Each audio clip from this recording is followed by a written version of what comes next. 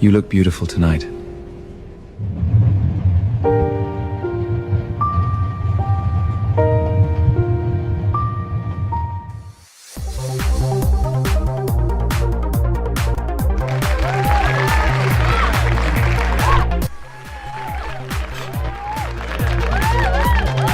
Yes, there was a time when travel changed you.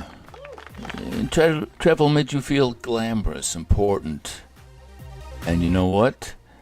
That time is now. And it's hard. It's difficult. Okay.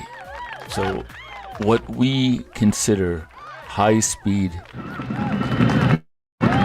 this is high speed rail in America. There is nothing glamorous about it. Our reference. This is what we think train travels. When we thinking of from Chicago to New York, or Chicago to LA, or to Colorado, to Texas, or to Florida, never in a million years would we think, I'm gonna take one of these. Look at this thing shake.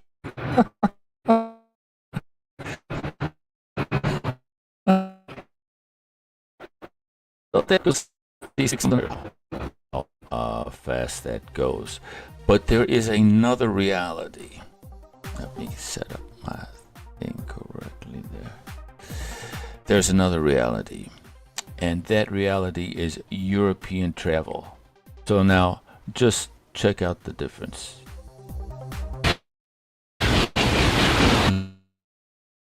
Look at that.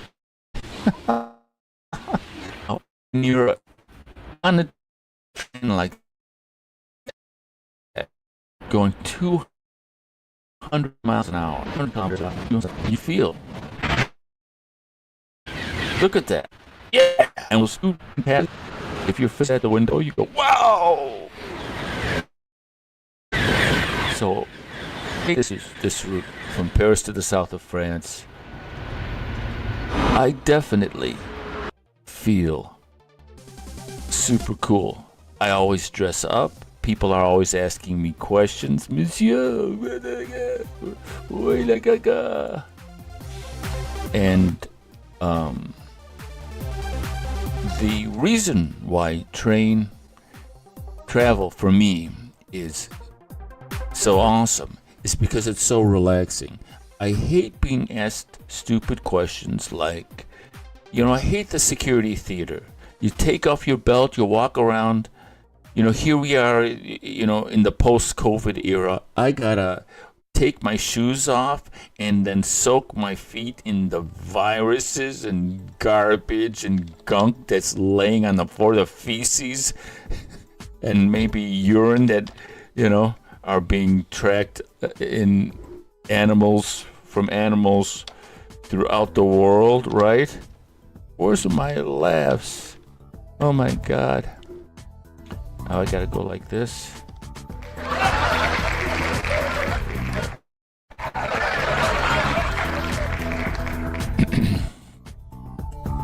So, my trip from Paris is I've got a place right up here. I take the train at Porte de Villette down to Gare de l'Est, get off at Montparnasse, and this is how it looks, people. Right? So here's Porte de Villette. Not the most elegant shot in the world, but it's clean, not tons of graffiti. And then you take that to the change point between the metro and the Grand Lines Vitesse, the Grand Lines of Speed. And you hit this walkway, and the moment you hit this walkway, you get this lovely smell of butter and coffee and freshly baked croissants, pain au chocolat. Right? So you take this walkway, and then you enter a magical sort of a center commercial, a shopping mall, restaurants, tables to sit down and relax. No ridiculous security theater. Nobody asking you stupid questions. Nobody asking you to take off your shoes and your belt. Right? And you just walk into this beautiful, modern, very relaxed, chilled out space. Right? And you can see in the body language, people just aren't all tensed up. They're not about to fly through the air thousands of feet above the earth in this organized, engineered soda can. Right? Look at this guy just chilling there. You don't see that body language at the airport. And then while you're having your coffee, you look at this guy right there is taking a sip of coffee, sip of something. You look and you wait for your train. You don't have to get out there 3 hours before. I get up at 5:30 in the morning. No, I get to the train at 5:30 in the morning. So I am there by like 6:10. The train doesn't leave till 6:40. So I got like a half an hour to just relax, and then 15 minutes before the train departs, 15 to 20 minutes, you see your gate, right? And then you just put down your coffee, or bring your coffee with you, and you go to the gate, which is right there. And then this is your check-in. Once again, no stupid questions. Did you pack your own? Did you pack your own luggage? Yes. No, my cat packed my luggage. If there's a hairball in there, don't blame me. Do you have any liquids on you? Well, my bladder's full. Does that count? It's just the security theater, and we're all supposed to be in this unearned state of moral virtue because we get to be patted down. We get to half undress ourselves, take off our belt, take off our shoes for the common good of the people. Right? We're all sick of the security theater. Never used to be like that. Here, no security theater, no taking off your belt, no taking off your shoes unless you're taking a nap inside the train. Right? You just take your phone or your card, your whatever it is, you scan it, QR code, and then you get on this cool, awesome, aerodynamically engineered piece of modern miracle engineering. And this is first class. This is the seat that I usually like to get if it's available. And you just can lean back and take a nap. You have this headrest here, so you can just lay your head here, take a little snooze. There is nothing like just putting your head there, taking a little snooze, taking off your, sitting back, I don't know, half an hour, whatever it is, 20 minutes, and then you wake up, you're like, oh man, do I feel good. You don't get that rest in a cramped little seat in the airplane. You don't get that opportunity to rest. And then here's second class. A little, it's got this 70s vibe, but that's cool. It's still super comfortable, and the best thing is it's impossible to lose your luggage unless you walk off the train and you leave your luggage there. You've got luggage racks right here. So 2 million people a year lose their luggage on air travel. All right, that's 2 million people who have had their vacations ruined.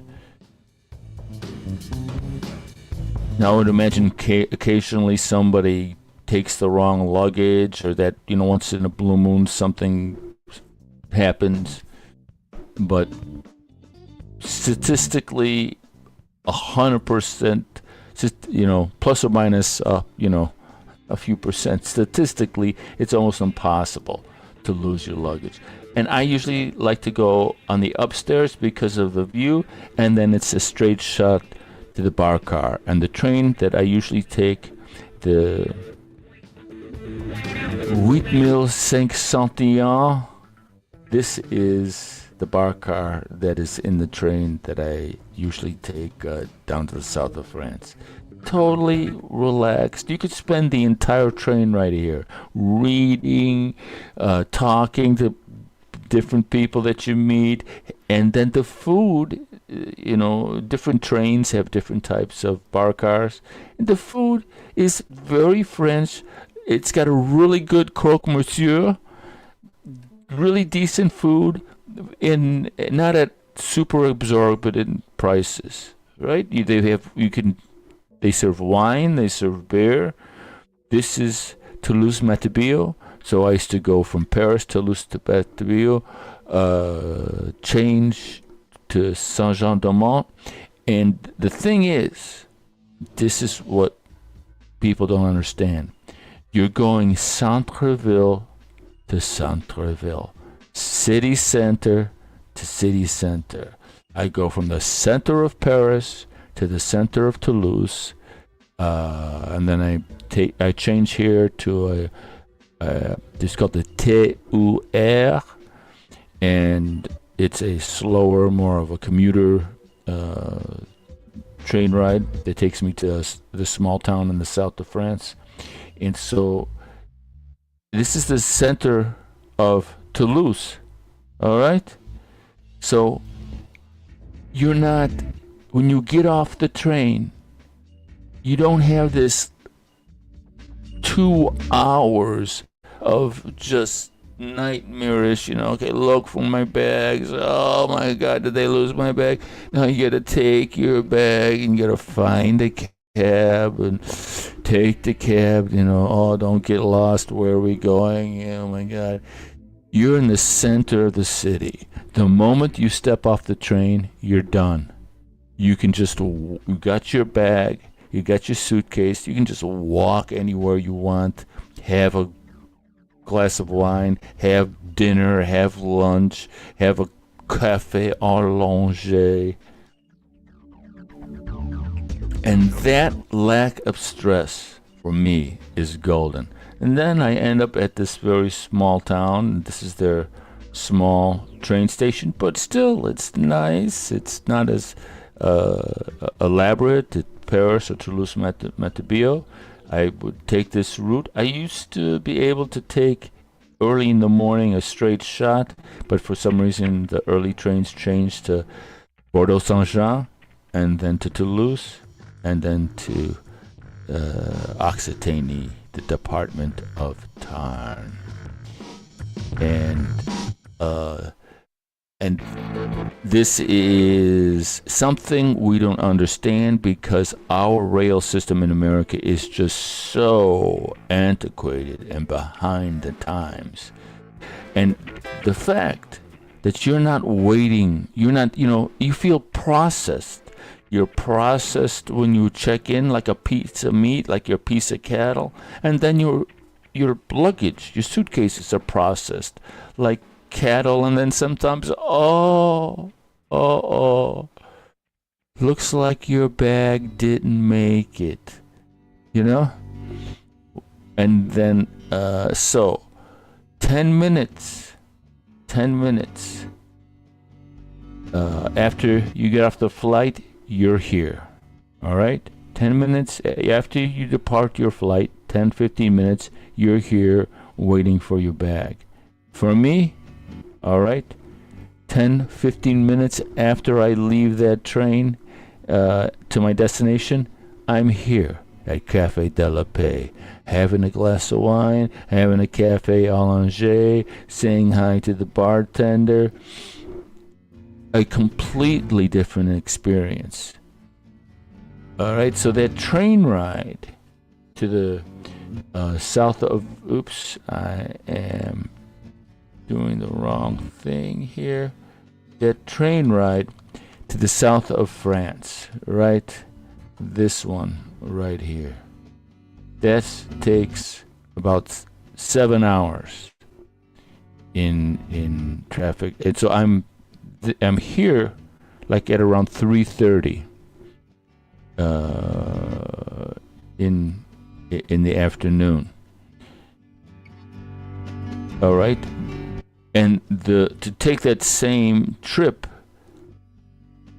is an hour and a half by flight, but the difference is I have to go from Paris all the way to Orly to get a flight that goes to Castres, which is a village near where I need to go. And then once I get off there, I have another 2-3 hours to get to my destination. So I have to get to the airport 2-3 hours before I leave because of all the security theater, and then it takes me 2 to 3 hours afterwards. So between the boarding time and the departure time before I get to the destination, is the flight is quick, but each period of time before that is stressful. It's exhausting. And so, what do you want to do? Spend your time being stressed out and exhausted? Or you want to spend your time being relaxed, reading, sleeping, eating? And, so, where are we? Okay, yeah. So, I'm doing this series called Before the Check-In. And it's to understand that the travel part of the journey we kind of throw away because it's just like something we're meant to endure. It didn't used to be like that.